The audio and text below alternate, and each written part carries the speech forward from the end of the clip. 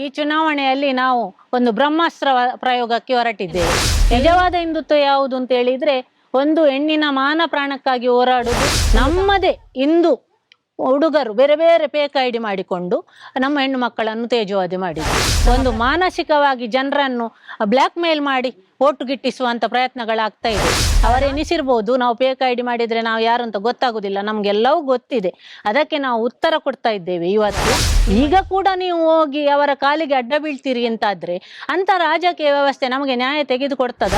ಯಾವುದೇ ಪಕ್ಷದ ವಿರುದ್ಧ ಅಲ್ಲ, ಯಾವುದೇ ವ್ಯಕ್ತಿಯ ವಿರುದ್ಧ ಅಲ್ಲ, ನಾವು ನ್ಯಾಯಕ್ಕಾಗಿ ಮಾಡುವಂತ ಹೋರಾಟ. ಇವರದು ಬೀದಿ ಹೋರಾಟ, ಇವರಿಗೇನು ಕೆಲಸ ಇಲ್ವಾ ಅಂತ ಯಾರೆಲ್ಲ ನಮ್ಮನ್ನು ಈಗಳೆದಿದ್ದಾರೆ ನೋಡಿ, ಅವರಿಗೆಲ್ಲ ನಾವು ಬಡಿದೆಬ್ಬಿಸ್ಲಿಕ್ಕೆ ಸಾಮರ್ಥ್ಯ ಇರುವುದು ಪ್ರಜಾಶಕ್ತಿಗೆ. ಆ ಪ್ರಜಾಶಕ್ತಿ ಇವತ್ತು ಒಂದಾಗಿ ನಾವು ಎಲ್ಲರೂ ಎದ್ದಿದ್ದೇವೆ. ಜನರನ್ನು ದಿಕ್ಕು ತಪ್ಪಿಸಿ ಓಟು ಪಡೆದುಕೊಳ್ಬೇಡಿ, ನಾವು ನಮ್ಮ ಕೆಲಸ ಮಾಡ್ತೇವೆ, ನೀವು ನಿಮ್ಮ ಕೆಲಸ ಮಾಡಿ. ನಮ್ಮದು ಒಂದೇ ಗುರಿ, ಈ ಬಾರಿ ನೋಟ ಗೆಲ್ಬೇಕು. ಲೋಕಸಭಾ ಚುನಾವಣೆಯ ಪ್ರಚಾರ ಬಹಳ ದೊಡ್ಡದಾಗಿ, ಅಂದರೆ ಭರಾಟೆ ಅಂತ ಹೇಳ್ಬೋದು, ಆ ಥರ ಬೇರೆ ಬೇರೆ ರೀತಿಯಲ್ಲಿ ನಡೀತಾ ಉಂಟು. ನಾವು ನೋಡ್ತಾ ಇದ್ದೇವೆ. ಆದರೆ ನಾವು ಈ ವರ್ಷ ಯಾವುದೇ ಪಕ್ಷಗಳ ವಿಚಾರದಲ್ಲಿ ನಾವು ಇಲ್ಲ. ನಮ್ಮದು ಈ ಬಾರಿ ನೋಟಾ ಅಭಿಯಾನ. ಯಾಕೆಂದರೆ ಒಂದು ಹೆಣ್ಣು ಮಗು 12 ವರ್ಷಗಳ ಮೊದಲು ಧರ್ಮಸ್ಥಳ ಎನ್ನುವ ಗ್ರಾಮದಲ್ಲಿ ಅತ್ಯಾಚಾರಕ್ಕೊಳಗಾಗಿ ಏನು ತನ್ನ ಪ್ರಾಣ ಕಳೆದುಕೊಂಡಿದ್ದಾಳೆ. ಅದಕ್ಕೆ ನ್ಯಾಯ ಯಾವುದೇ ಪಕ್ಷಗಳು ಇಷ್ಟು ವರ್ಷ ಆ ನ್ಯಾಯಕ್ಕಾಗಿ ಬೇರೆ ಬೇರೆ ರೀತಿಯ ಹೋರಾಟಗಳು ನಡೆಯಿತು. ಹಳ್ಳಿಯಿಂದ ಡೆಲ್ಲಿಯವರೆಗೂ ನಾವು ಹೋರಾಟ ಮಾಡಿದ್ದೇವೆ. ಅದೇ ರೀತಿ ರಕ್ತದಲ್ಲಿ ಸಹಿ ಹಾಕಿ ಕೂಡ ಪ್ರಧಾನಮಂತ್ರಿಗೆ ಕಳಿಸುವ ಅಂತ ಒಂದು ಅಭಿಯಾನ ಕೂಡ ಆಗಿದೆ. ಎಲ್ಲ ರೀತಿಯ ಅಸ್ತ್ರಗಳನ್ನು ಪ್ರಯೋಗ ಮಾಡಿ ಆಗಿದೆ. ಆದರೂ ರಾಜಕೀಯ ವ್ಯವಸ್ಥೆ ಇದಕ್ಕೆ ಯಾವುದೇ ನಮ್ಮ ಒಂದು ಹೋರಾಟಕ್ಕೆ ಬಗ್ಲಿಲ್ಲ, ಜಗ್ಲಿಲ್ಲ. ಆದ ಕಾರಣ ನಮ್ಮೆಲ್ಲರ ಒಂದು ನೋವಿನ ನಿರ್ಧಾರ ಅಂತ ಹೇಳ್ಬೋದು ಇದು. ನಮಗೆ ಯಾವುದೇ ಒಂದು ಸಾಮಾಜಿಕ ನ್ಯಾಯ ಕೊಡದ, ಅಥವಾ ನಮ್ಮ ನೋವಿಗೆ ಸ್ಪಂದಿಸದ, ಅಥವಾ ಒಂದು ಹೆಣ್ಣು ಮಗುವಿನ ಒಂದು ಪ್ರಾಣಕ್ಕೆ ಮಾನಕ್ಕೆ ಬೆಲೆ ನೀಡದಂಥ ಪಕ್ಷಗಳು ನಮಗೆ ಅವಶ್ಯಕತೆ ಇದೆಯಾ ಅನ್ನುವಷ್ಟು ಮಟ್ಟಿಗೆ ನಮಗೆ ಪಕ್ಷಗಳ ಮೇಲೆ ಒಂಥರ ಅಸಹ್ಯ ವ್ಯಕ್ತ ಆಗಿ, ಆ ಒಂದು ನೋವು ಏನು ಆಕ್ರೋಶ ಇದೆ ನಮ್ಮದು, ಅದೆಲ್ಲವನ್ನು ವ್ಯಕ್ತಪಡಿಸಲಿಕ್ಕೆ ಒಳ್ಳೆಯ ಒಂದು ಅವಕಾಶ ಸಿಕ್ಕಿದೆ ನಮ್ಗೆ ಈಗ ಲೋಕಸಭಾ ಚುನಾವಣೆ. ಈ ಚುನಾವಣೆಯಲ್ಲಿ ನಾವು ಒಂದು ಬ್ರಹ್ಮಾಸ್ತ್ರ ಪ್ರಯೋಗಕ್ಕೆ ಹೊರಟಿದ್ದೇವೆ. ಎಲ್ಲ ಅಸ್ತ್ರಗಳನ್ನು ಕೂಡ, ನಿಮ್ಮ ಅಸ್ತ್ರಗಳು ನಮಗೆ ಅದಕ್ಕೆ ಬೆಲೆ ಇಲ್ಲ ಅಂತ ಎಲ್ಲ ರಾಜಕೀಯದವರು ನಮಗೆ ಅಸಡ್ಡೆ ತೋರಿಸಿದ್ರು. ಈಗ ನಾವೇನು ಅಸ್ತ್ರ ಪ್ರಯೋಗಕ್ಕೆ ಹೊರಟಿದ್ದೇವೆ ಅದು ನೋಟ.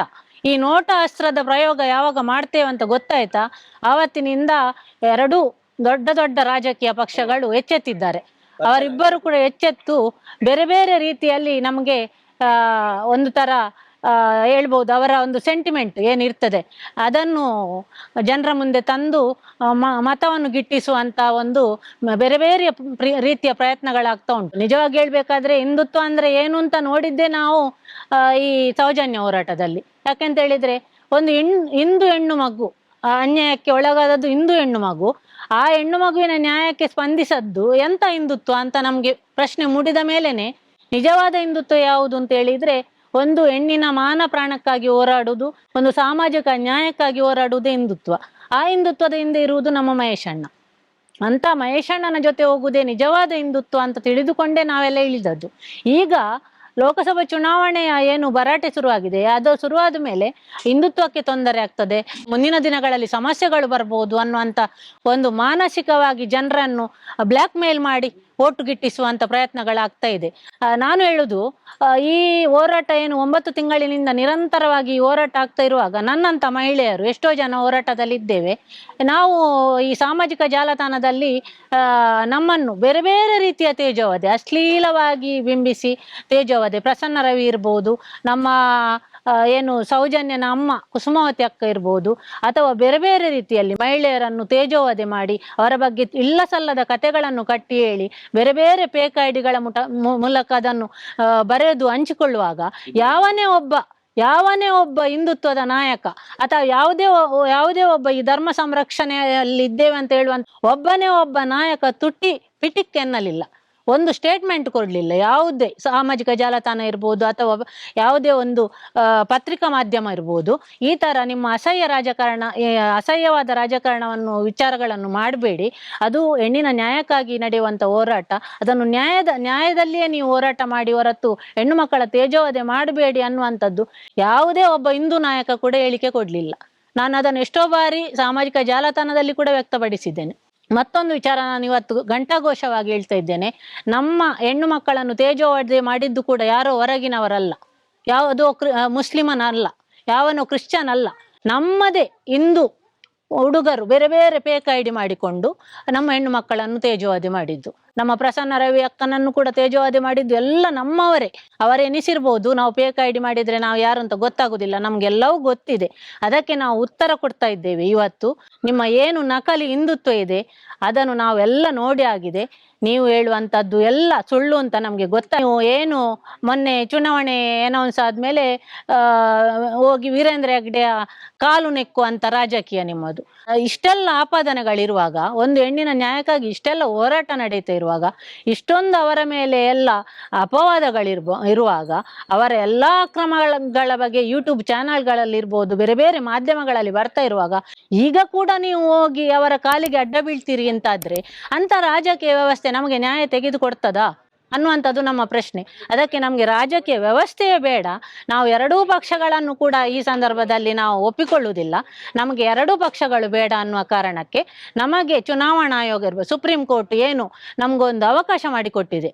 ನಿಮಗೆ ಯಾರು ಬೇಡ ಅಂತ, ಯಾವುದೇ ಅಭ್ಯರ್ಥಿ ನಿಮಗೆ ಇಷ್ಟ ಇಲ್ಲ ಅಂತಾದಾಗ ನಮ್ಗೆ ಇವರು ಯಾರು ಬೇಡ ಅನ್ನುವಂಥ ಒಂದು ಆಯ್ಕೆ ಇದೆ, ನೋಟ ಅಂತ, ಅದನ್ನು ನೀವು ಆಯ್ಕೆ ಮಾಡಿಕೊಳ್ಳಿ. ಆಗ ನಿಮ್ಮ ಏನು ಸಮಸ್ಯೆ ಇದೆ ಅದು ಇಡೀ ರಾಜಕೀಯ ವ್ಯವಸ್ಥೆಯನ್ನು ಅಥವಾ ಒಂದು ನ್ಯಾಯಾಂಗ ವ್ಯವಸ್ಥೆಯನ್ನು, ಶಾಸಕಾಂಗ ವ್ಯವಸ್ಥೆಯನ್ನು ಬಡಿದೆಪ್ಪಿಸುವಂಥದ್ದಾಗ್ತದೆ ಅನ್ನುವಂಥದ್ದು ಅದು ಮಾಡಿದಂಥ ಒಂದು ಆಯ್ಕೆ. ಅದನ್ನು ನಾವು ಈ ಬಾರಿ ಆಯ್ಕೆ ಮಾಡಿಕೊಂಡಿದ್ದೇವೆ. ನಾವು ಆಯ್ಕೆ ಮಾಡಿಕೊಂಡದ್ದಲ್ಲ, ಅದನ್ನು ಈಗ ಇಡೀ ನಮ್ಮ ರಾಜ್ಯದೆಲ್ಲೆಡೆ ನಾವು ಅದನ್ನು ಪ್ರಚಾರ ಮಾಡ್ತಾ ಇದ್ದೇವೆ.